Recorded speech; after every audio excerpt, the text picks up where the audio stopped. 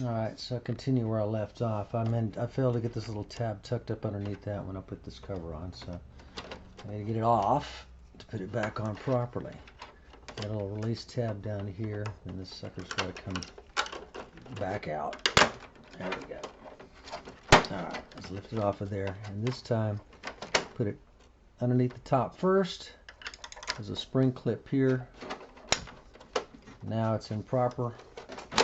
Everything lines back up. Now we simply have some screws to replace. Basically put everything back as it was. That is that. Screw here at the bottom.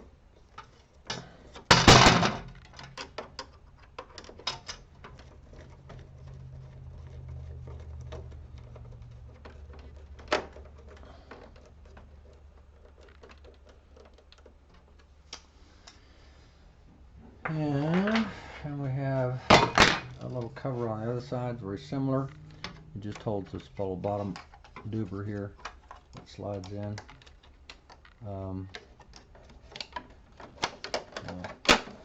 Kind of basically a wire cover. Just kind of sneaks in there sideways, fits in place, and this little thing just snaps back in the hole at the bottom. Let's see what we got here. Seems to be secure. Another few screws to batten this thing down. That can just flip up out of the way. And if you're removing, I've already done a video on the removal. This is really just a replacement. Again, it's just do it and then do it again in reverse.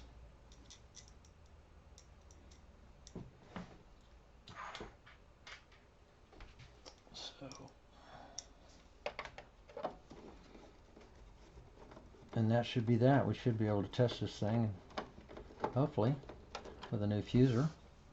It'll print beautifully.